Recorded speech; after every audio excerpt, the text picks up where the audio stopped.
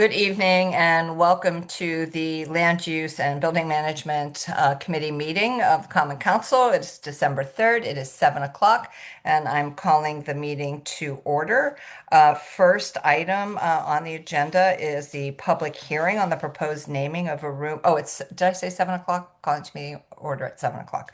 Public hearing on the proposed naming of a room in the Norwalk Library to be the Norwalk History Room established by Ralph C. Bloom, 1972. Do we have anyone here who would like to speak on the for the public hearing? This is not public participation for the remainder of the um, agenda, but for the public hearing. Isabel is here. And Isabel, I'm going to go ahead and let you go first. You have 3 minutes to speak, but I do know you also sent in a letter, which we did all have the opportunity to see. So go ahead and state your name and address, and you have 3 minutes to speak. Okay, my name is Isabel Bullen at 5 Napa Drive in Westport. I'm not a Norwalk resident. That's okay. That's okay. Okay, well, You can go ahead and speak on behalf. I did work at the Norwalk Public Library from 1990 to 2006 as a librarian in the library on Belden Avenue.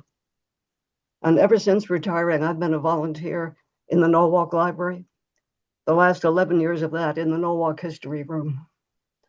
I was also a volunteer in the Norwalk Museum Archives from 2006 until 2012, when the Norwalk Museum closed. I realized then what a treasury of Norwalk history there was in the museum's archives. Those archives, as well as the Norwalk Museum itself, were created largely through the efforts of Ralph Bloom. When the museum opened in 1972, Ralph was the curator, a position he kept until he retired in 1999. He also became a volunteer at the Norwalk Public Library, where I got to know him. He was in charge of the library's very successful book sales. In 2012, the city of Norwalk decided, for financial reasons, to close the Norwalk Museum. It was decided that the physical artifacts, such as furniture, in the museum would go to the Norwalk Historical Society, and that the archives would be moved to the Norwalk Library building on Belden Avenue. It was Ralph Bloom, who was familiar with both the archives and with the library, who realized that it would be possible to fit the archives into the library's lower level, and he arranged for that to be done. The Norwalk History Room was opened in 2013. Since then, the History Room has been a vital source of information for those interested in Norwalk's history, with the staff answering requests not only from local residents, but from across the United States and Canada. From 1972 until the present, Ralph Bloom has worked to preserve Norwalk's history and to make it available to others. The Norwalk History Room and its archives would not exist without Ralph's efforts. Attaching his name to that of the Norwalk History Room is only fitting, considering all he has done for Norwalk and its history. Thank you. Thank you very much, Isabel. Next, we have Moina Noor from the Library Board. Go ahead, Moina. Yeah, you're still muted, Moina. Still muted. Oh, I think we got you though. There we go. Yes. Good evening, everyone. My name is Moina Noor, and I reside at 15 Pequot Drive. I am the president of the Norwalk Public Library Board. At our October 9th meeting, the Library Board of Directors voted unanimously to approve the following resolution put forth by board member and former mayor Alex Knopp. Resolved that the Board of Directors of the Norwalk Public Library requests that the Norwalk Common Council name the Norwalk Public Library's History Room at 1 Belden Avenue in honor of Ralph C. Bloom, a living person, pursuant to Section 27(1) of the Norwalk City Code, in recognition for his significant contributions to the Norwalk Public Library and to the Norwalk community for preserving and celebrating the history of the city of Norwalk. The Library Board of Directors respectfully requests that the Common Council name the History Room at 1 Belden Avenue as a Norwalk History Room established by Ralph C. Bloom, 1972. This honor would recognize Mr. Bloom's foundational role in establishing and maintaining the History Room and acknowledge his nearly 40 years of service as Norwalk's official city historian. It would also celebrate his extensive contributions to scholarship, museum administration, and preservation advocacy. Until this year, Mr. Bloom served as a Norwalk Library Board member and active library volunteer. Mr. Bloom's life's works profoundly enriched our community. The History Room he founded ensures that Norwalk's past remains a living resource for its future and will benefit our city for generations to come. Thank you. Thank you so much, Moina. And moving on next, Alex Knopp. Thank you so much for joining us, Alex. Thank you, Mayor-elect Smith, and congratulations again. Thank you. You now have the pleasure of saying yes to everything Alan Lowe asks over and over and over again. Yeah, I know how to duke it out with them. Yeah, put your seatbelt on. Here comes Alan. To members of the committee, thank you for holding this hearing. I'm here to support the board's request to name the History Room after Ralph Bloom. I've had the pleasure of working with Ralph for 30 years or so as legislator, as mayor, and as president of the board of the library, and recently as a board member. And I support all the background that Moina has said so eloquently. I thought I would just do three things tonight. First, give you two examples of what the History Room means to this community. So I'm often at the library downstairs, and people come to the History Room to do something I never realized was so meaningful. They come 30 years after graduating from Norwalk High to look at their high school yearbook because they want to come and get back in touch with all of their friends in the community. So they come back for their 30th reunion. They live in Iowa or California or Texas or Florida. They come back, and the first place they stop is the History Room because they want to know who they can still try to get in touch with, what their names were, what they were doing 30 years ago. And it's really a pleasure to watch people's joy as they open those old yearbooks and find their old friends there. Second, in terms of the History Room, many of you probably have had the pleasure of attending the Old Timers Dinner. I know, Barbara, you will certainly have that opportunity as mayor. And at the Old Timers Dinner, you celebrate the athletic achievements of Norwalkers through the years, some going back 30, 40, or 50 years ago. I'm still waiting to get called by them for my golf achievements, but I may have a long time to wait. But the interesting thing of that evening is you read the program book, and it's written by George Albano, who was the former sports editor for the Norwalk Hour. And he gets his information largely from going to the History Room and looking back through old editions of the Norwalk Hour and finding out about all these wonderful amateur athletic leagues that Norwalk had 40 or 50 years ago, based largely on industries and voluntary associations. The Laurel Club had its teams. The Potato Chips were a team. And you see some of the great Norwalk people like the Supreme Court Chief Justice Callahan was on many teams. My former colleague Larry Anastasia was on many teams. Women's softball teams. Most recently, some more soccer teams. And what you realize is that this history gives us a link in our community going back, and it really solidifies that sense that we're all in one wonderful hometown community. And it's hard to figure out where else that information would be available other than the History Room. So I just want you to know that the History Room has been a tremendous asset to creating this sense of community and moving it forward. The last thing I'd like to say is that in addition to what Moina mentioned in terms of Ralph's accomplishments, He has for many years until last year headed up the Friends of the Norwalk Library. And in that role, he has organized the book sales that used to occur once or twice a year and set up a free book distribution at the library that still exists to this day, that maybe has distributed 60 or 70,000 free books to Norwalk residents. And through the Friends, they've raised money from the book sales to do things like buy the current and about to be adjunct Norwalk book van that drives boxes of books between the two libraries here.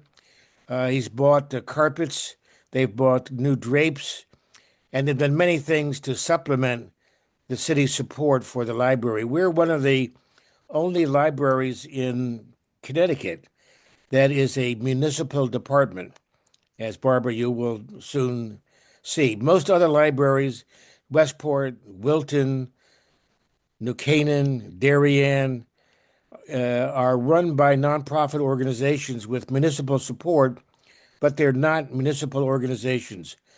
We are a Norwalk City department, and therefore we have to compete in budget times with the other departments. Sometimes we do well, and sometimes resources are scarce. And that's where the Friends has really done a terrific job of supplementing what the city can afford for the library with additional benefits, dealing both with infrastructure, with program, and many other kinds of benefits that serve the people of Norwalk. So I realize it's a rare thing to ask the council to support naming something after a living person, but Ralph really is more than a living person. He's really also a legend.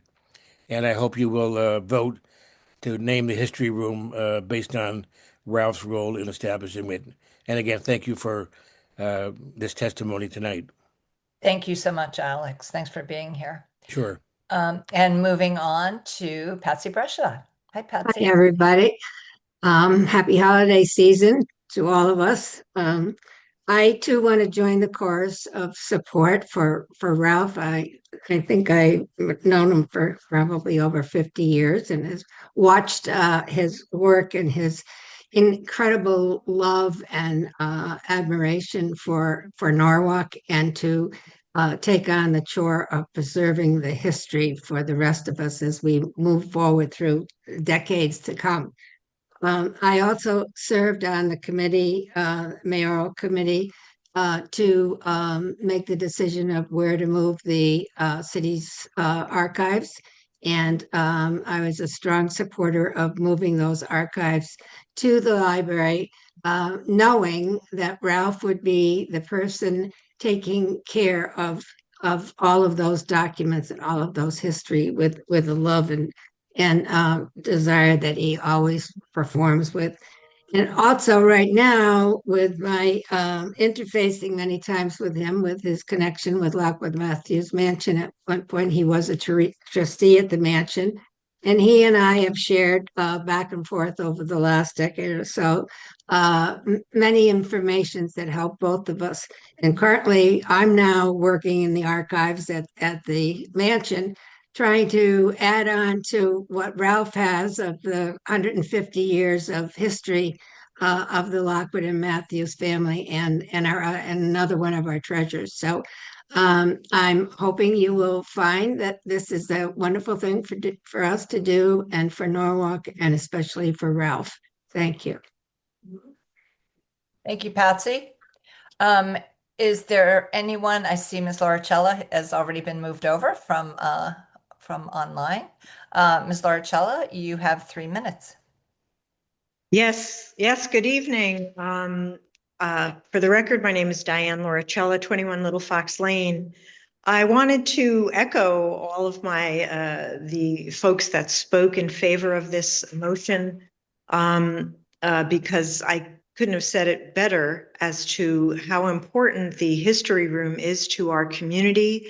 And if it weren't, in my opinion, for Ralph Bloom, although many assisted with organizing it and getting it together, and with the support of the city, it wouldn't be there. But I think underpinning it, or the foundation, has been a true belief in Ralph Bloom's knowing the importance of history. And I'll just say in my final minute or so, I first met Ralph when I first moved to Norwalk, and my job with the water company was to help find out where the pollution source might have come from of the Kellogg Deering well field. And I love doing research at the time. I wanted to find out, are there any Sanborn fire insurance maps? Because in those maps, you can have and show in a map, a drawing where oil tanks, underground tanks used to be, what type of actual, the nature of the Sanborn fire insurance maps back in the turn of the century was to get ready and see what that manufacturer did. And Norwalk, of course, was a manufacturing town. Long story short is that without that information, it really did help me in my investigation. And later when I worked for the state of Connecticut in the Department of Environmental Protection, I used them again. And Ralph had said that some before him wanted to throw those out because they're in a big booklet. And thank goodness, because of Ralph, that kind of history is preserved, and it does serve still to help realtors and development community and those that want to see what was there before their building. So I cannot stress enough that for decades, the decades I've known Ralph, the decades he's been devoted to Norwalk, having this kind of history so we know where we came from could not be better served than naming this history room after him. For all the reasons of the other people that spoke before me so eloquently, I hope that you will vote yes on this particular request. Thank you for letting me speak. Thank you very much, Ms. Laricella. Is there anyone else online who would like to speak? I see Cindy Leahy. Go ahead, Ms. Leahy, you have 3 minutes. Hi, good evening. My name is Cindy Bloom Leahy, and I live in Norwalk at 73 Grandview Avenue. I'm also employed as Director of Library Information Services at the Norwalk Public Library. I manage the Adult Reference Department, which includes the Norwalk History Room. Ralph Bloom is also my cousin. He's also a Norwalk treasure. Ralph has worked tirelessly for the City of Norwalk and the Norwalk Public Library. He was introduced to volunteerism in 1960 at the age of 18 when he joined the campaign to save the Lockwood Matthews Mansion from demolition. Following a stint in the U.S. Navy from 1963 to 1966, Ralph returned to Norwalk and volunteered for the Mayor's Historic Sites Committee. In 1972, he established the Norwalk History Room at the Lockwood House, 141 East Avenue. As a resident curator of the Lockwood House Museum, Ralph led bus tour and walking tours of Norwalk for schools and visitors. In 1984, he was appointed to the Mayor's Committee for the Restoration of Norwalk's WPA art collection, the majority of pieces hanging in Norwalk City Hall today, chairing the project for 10 years, ending in 1998. In 1988, Ralph was appointed Norwalk historian by the Norwalk Common Council and certified by the General Assembly of the State of Connecticut in 1990. He became director of Norwalk Museum at the former City Hall, 41 North Main Street, and the Norwalk History Room was housed there between 1997 and 2000. In September 2013, the Norwalk History Room was relocated to the Norwalk Public Library, 1 Belden Avenue. Ralph led a core group of staff and volunteers to make this a permanent home for the archives from the City of Norwalk.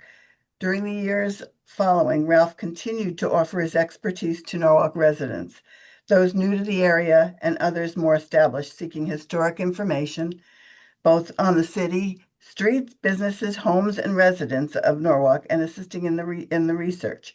He's been an invaluable resource to the librarians who share the refrain, "Let's ask Ralph, he'll know the answer."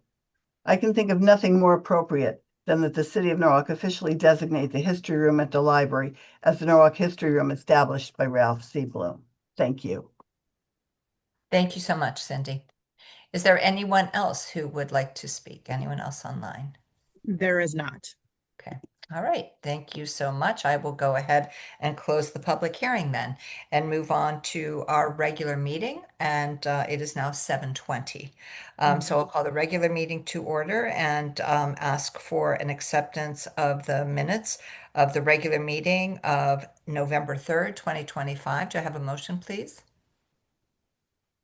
Ms. Edie makes the motion. Are there any changes, additions, deletions to the minutes?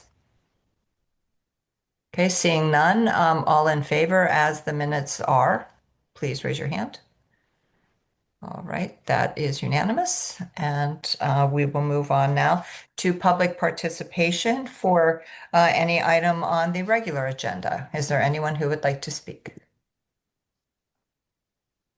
We have no one raising their hand. Okay, very good. So we'll move on to old business. First item. Approve the proposed naming of a room in the Norwalk Library to be the Norwalk History Room, established by Ralph C. Bloom, 1972. Will someone please make that motion? Mr. Freyer does. Well, we have certainly heard some, some great comments about Ralph Bloom. I am certainly very, very much in support of the naming of the History Room. His contribution to the library has been profound, as well as to the city of Norwalk. Would anyone else like to make any comments or have any questions? Mr. Freyer. I'll just make a quick comment was that when I first retired about 10, 11 years ago now, I had I was doing some writing for a magazine, and they asked if I could do some articles about the Norwalk Islands and history of Norwalk. And I knew that there was a history room. I had gone to the museum when it was at the old city hall at one time. But I was just astounded at the depth of information that was available in the history room in the library. Just going back to the sale of Sheffield Island by the Indians, going to the minutia of the history of some of the people that own some of the structures on Sheffield.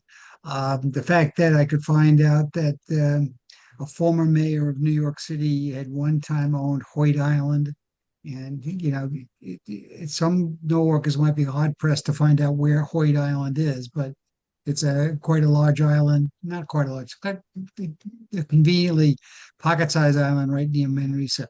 So I think that this honor is really apropos.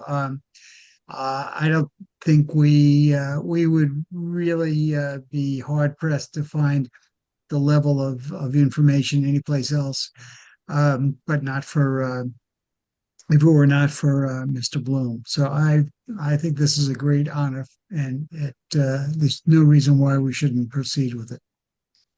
Thank you, Mr. Freyer. Ms. Edie? Thank you, Madam Chair. Just had a couple of comments. I heard Mayor Knopp say that people go back to see their yearbooks. Okay, I didn't know that. So that was new to me. I'm going to the library to go look at my yearbook because my yearbook was destroyed years ago, and I'm excited to hear that news.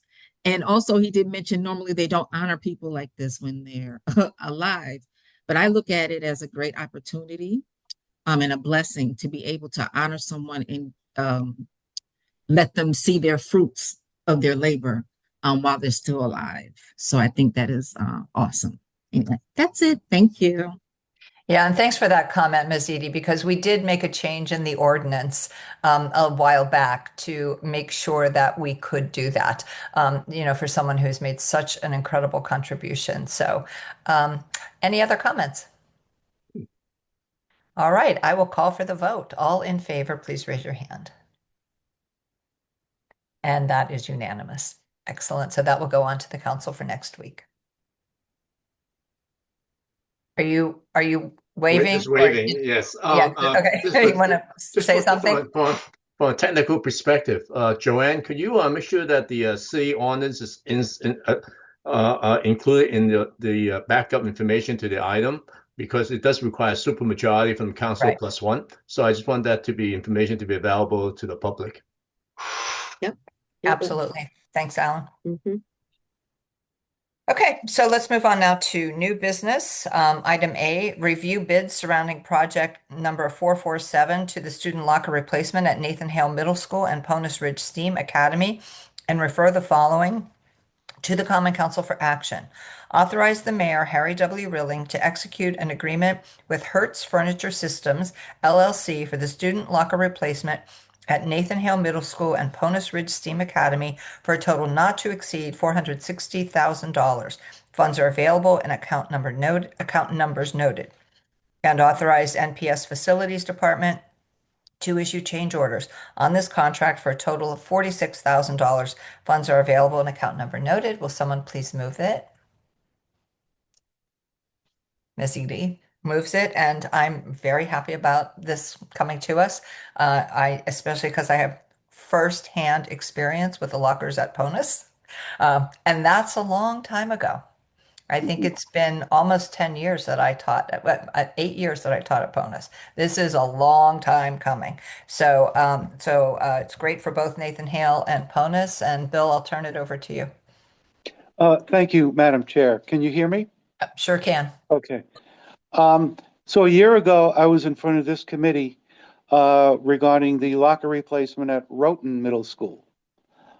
We got approved, and that job was completed very quickly. It was completed early July.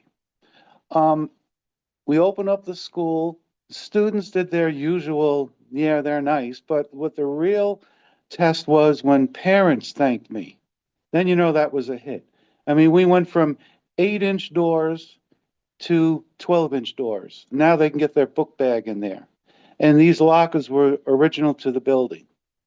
So here we are, a year later, back in front of the same committee to do 2 more middle schools, which should be the final part of this project. We won't obviously not be doing West Rocks, even though they do need them, since we know what's happening with West Rocks.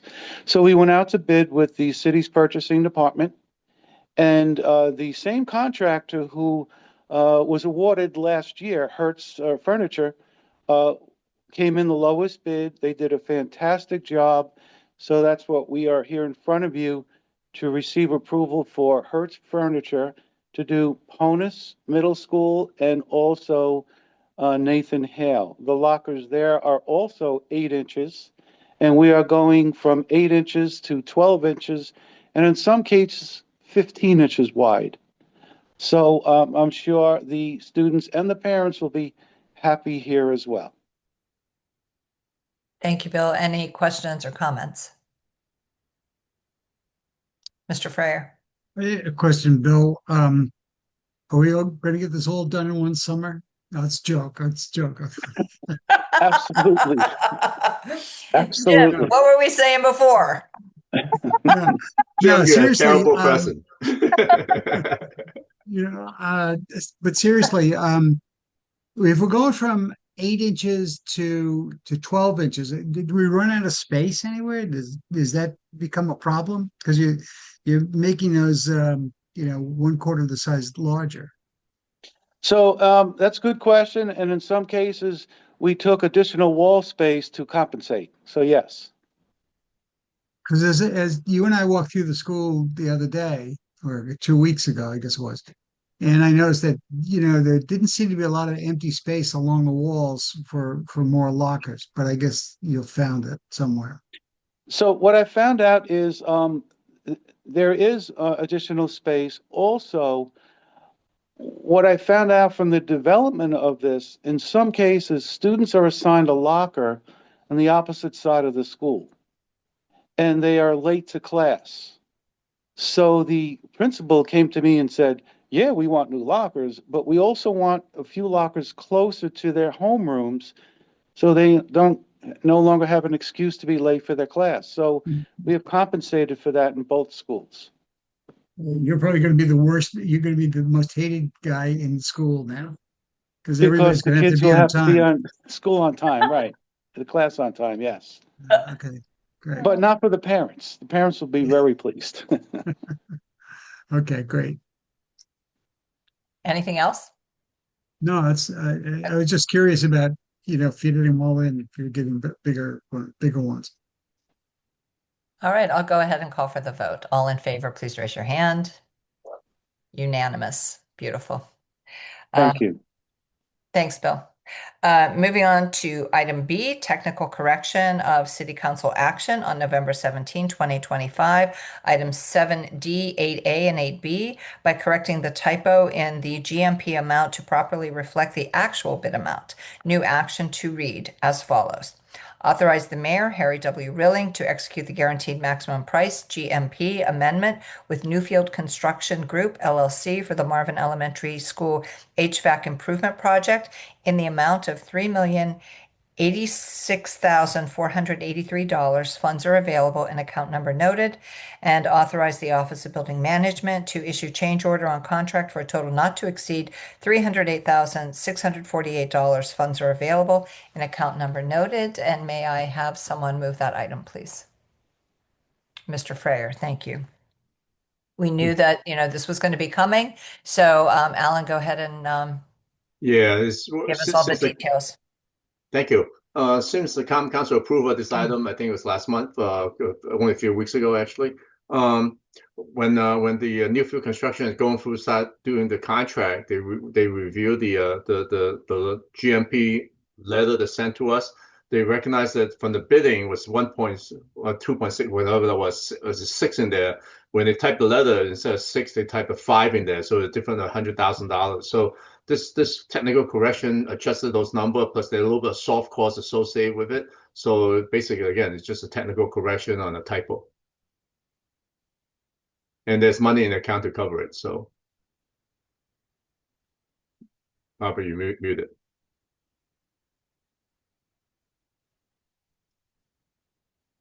You mute it.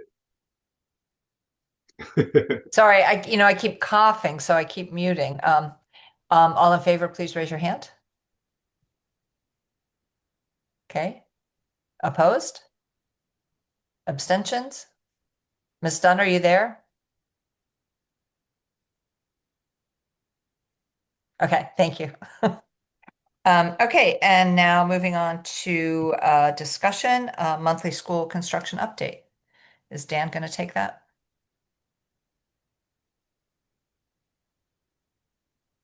Dan, you muted. Are you there, Dan? Did we lose you?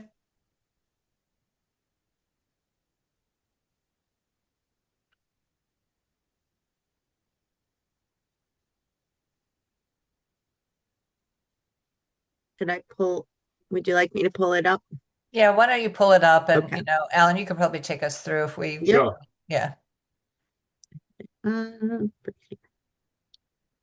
Delene, do you have a Henry as a guest? No. No? Hey, I'm here, Alan. Okay, Oh, go ahead. Yay, there you are. There you are. Henry, can you share or would you like Yes. me to share? Let Okay. me-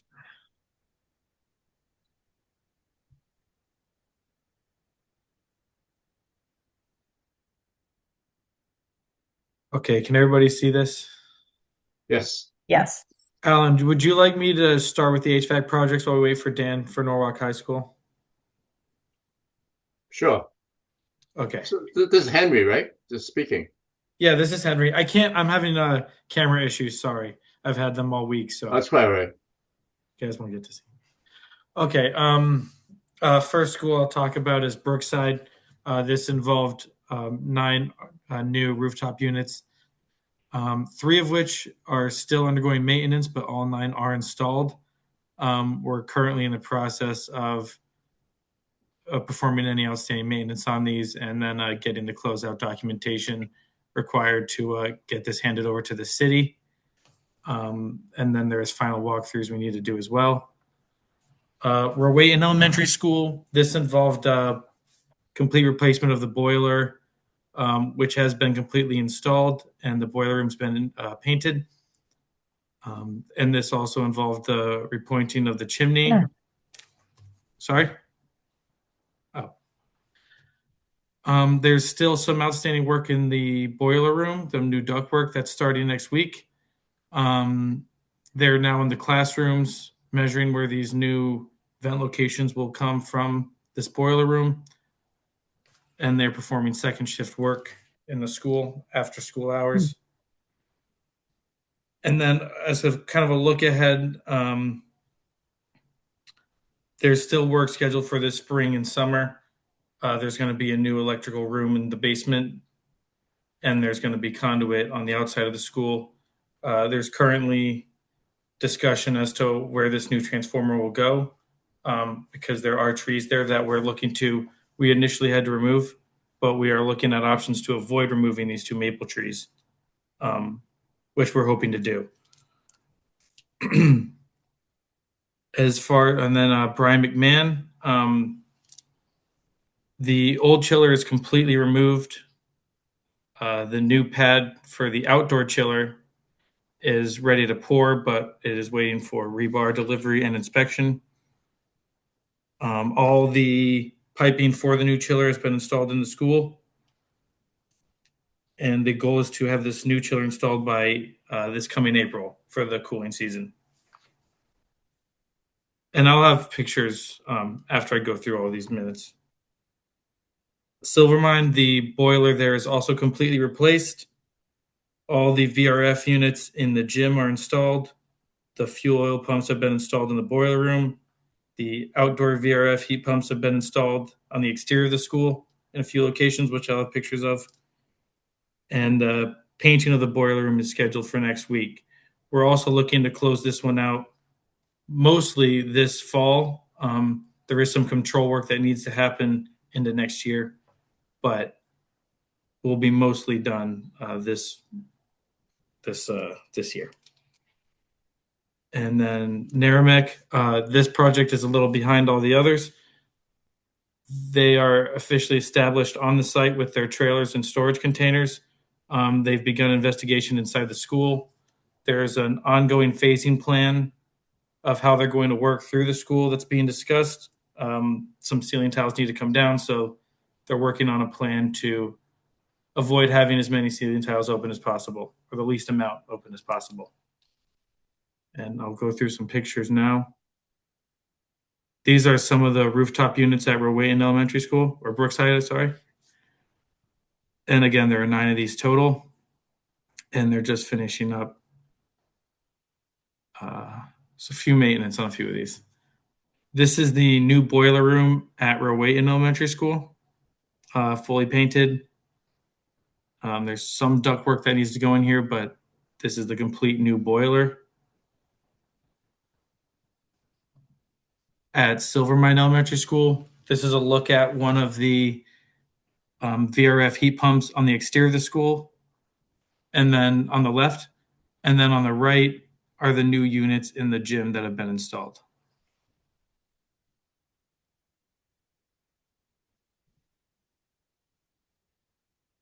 And this is the back of Brian McMahon near that loading dock area. This is where the new chiller pad is going to go. We're just getting ready to pour this in the coming weeks, weather permitting.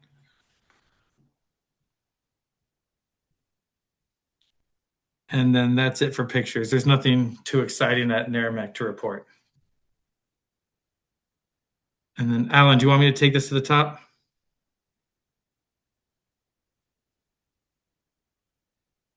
Is Dan joining us today or not? I saw he was on. All right, why don't I go through? I'll do the Norwalk High School and Southern School is not much to talk about. I'm sorry. Okay. So South North School, about nice. The school's been open, and we are still. There's only a few minor punch list items. And one of the things we had to do over the holidays is that there was some installation issue with the gym floor in terms of the polyurethane that was put down. So we had to redo the whole floor under warranty. But again, it's quite a little more coordination because it takes time, and the curing time for the polyurethane is a little bit of an issue. But we look to do it this during the Christmas break. Other than that, again, there's miscellaneous punches item. And lastly, on South North School, I am still looking to do a rooftop solar for that project. So I'm having the design team to prepare a design build construction bid package to be advertised for bid. And the original concept of working with SNU to come up with a overall project that didn't work out, but with no fault of anybody, just that there's some technical issues that we couldn't overcome together. But so the only other option really here is that I mentioned some time ago, multiple times to the committee, was that I was looking to see any way we can do as a capital project instead of a joint venture with a SNU. And the most recent communication with State Department of Administration Services, they would consider this capital installation as part of the overall project, and therefore we should be entitled to a 60% reimbursement. As everybody probably know that there are changes in federal tax credit standards and requirements and stuff like that. And also because it's a SNU territory, there is little to no incentive that SNU offer because they don't collect revenue from the consumer and give it back to us as incentive. So in any event, so with assuming that we get final approval by DAS as school construction, then we would get 60% reimbursement for the installation, and that which will make the project financially feasible. So that's where I'm going. That's where we're moving forward on. So assume everything works out, we will complete the design package, go out to bid, and then we'll come back to the council for approval, and then thereafter we're looking to install this rooftop system maybe early summer or coming year. So I think we're looking good, and there's residual money in the project, and I'll work with the finance department to figure out to return that money in a timely fashion. Norwalk High School, the project. Can I just? Sure, go ahead. Would you just run that by me one time? I understand that the deal with SNU, because they're a public utility, that the cost of the power that they're giving us couldn't really be beat by installing solar when we capitalize solar and what it's going to call the cost involved in it. What's changed now that makes you think that we can do this and it would be feasible? Yeah, SNU typically, SNU not typically. SNU charges residents in Norwalk around 8.5 cents per kilowatt hour. Right. When changing a little bit, when you look at Eversource territory, when we have federal tax credit as well as incentive from Eversource, right. Which turn out to be roughly around 70% of the construction costs. The kilowatt hours, it's about, I would say, around 10 to 12 cents per kilowatt hours. Okay. So if you apply the same kind of financial comparison, when SNU only charges 8.3 cents per kilowatt hour, meanwhile, with incentive and with tax credit, would be I think it's a 10 or 11 cents a kilowatt hour. So it's never going to be financially feasible because it costs more. It costs more for the electricity that generate on site than getting from the SNU, especially when we were partnered with SNU. SNU actual cost is even less than the 8.5 cents. So it doesn't make sense for SNU to partner with us because it's a high expense for them. So anyways, that's why it didn't work. Why does it work now? It's because if we approach the when we approach the state on this, if we get assuming that we get reimbursement, statewide reimbursement rate 60%. So instead of getting incentive and tax credit, we will get 60% reimbursement from the state. So we reduces our costs for the capital construction of the system. Right. So, but we still have to pay 40%. Yes. of the So what we cost. do, right? And So then that cost, we're not going to get tax credits for that, are we? no, we don't. Okay, so we don't get tax credits. And then what's our cost going to be? The 40% allocated over the life of the Yes. device? So basically, And we are that comes borrowing out less money. than that would come out less than the 8 cents per kilowatt hour? That's what we're hoping, and also we are going to.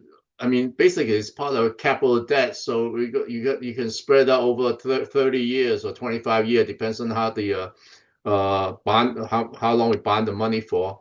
Yeah, but you still got to pay for that too. Right, but then we're not paying electricity for the amount of electricity we generate. So it all depends on how big the system is and all that. So there's a good possibility the number will work out. So there's a little bit more to this Yes. rather than say we're going to go ahead and do it. We're not going to go ahead and do it until we get all the numbers put together. Right. So we had to decide, we had to design it. We had to go to bid to see what the private sector is going to charge to install them, and then I got to do the financial pro forma to figure out. Okay, we got to pay debt service for whatever amount that the 40% of the project cost, and compared to the electrical consumption that we would save. And then at the end of the day, then I'll come back with a number to the council and say, by the way, we're going to save money or we're not going to save money, or we break even. So, okay. Good. Okay, I got it. I understand now. Sorry, go ahead. Sure. The next part, Norwalk High School. It's ongoing. It's overall we are on schedule, and if the council is interested, it's actually not. It's kind of interesting to go do a tour a little bit. The weather is still decent right now. Middle of winter, we're gonna have winter protection. That means that we have temporary heating in the building, so the construction can continue. But it's very exciting to if you go through a building and a little bit of progress tour kind of thing. If people, if the council members are interested, we can schedule it. Yes, we're interested. I'm interested for sure. Yeah, but you're not going to be a council member though. I'm still a council member until December 31st. So we gotta do it for Christmas holiday or something. But we've got 2 more years of construction. So it is again, it's very exciting, and we are still looking to open the building by fall of 2027, I think it is, right? Yeah. Anyway, it's portion of the building, it's like you see here, portion of the building, we got brick, we got ductwork inside, we got sheetrock being taped and stuff like that. Meanwhile, another portion of the building is still open to the weather. But again, it's just it's such a big building. It's just a progression of construction. So it is very exciting to continue to work on this project. Anyway, yeah, this is the auditorium, and you can see different portion of the building, actual installation and sheetrock and stuff like that. So it's very different part of the building, varies in terms of stage of the construction. So I don't have too much to add, but that's generally it. And I think that's all I have. Previously, when talking about school construction, we've been talking about West Rock School somewhat, about potential. That's the next project that we're looking to working with Board of Education. We're looking to submit to the state. Recently, the state approved an additional potential City of Norwalk potential will get another 5% of reimbursement.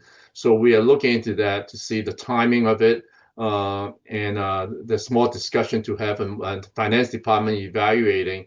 And also we are looking at the legislation to see what some of the limitations are, because potentially we get 5% more, but we're not sure that we can submit it this year or not. So those are things that we're looking at.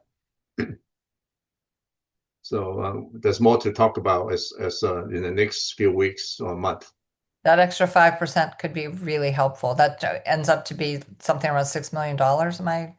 Yeah, it's got a little complicated. So yeah, I'm not sure I should bring it up at this point, but at the same time, because depends on the timing of this, the grant, the start date and stuff like that.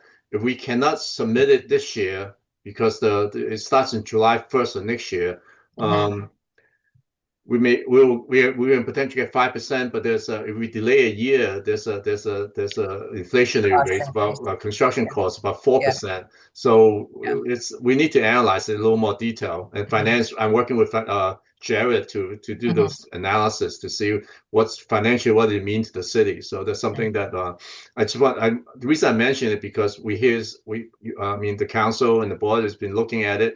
At the same time, this is something new that the state approved probably within the last 3 weeks or so. So it's a new element that we need to integrate into our analysis.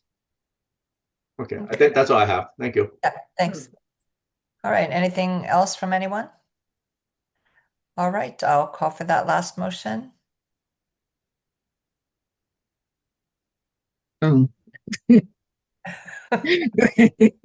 What's the motion, Jim? I move we adjourn. Thank you. I'm in favor. All right. Good night, everyone. Thank you so Good much. night. Good night.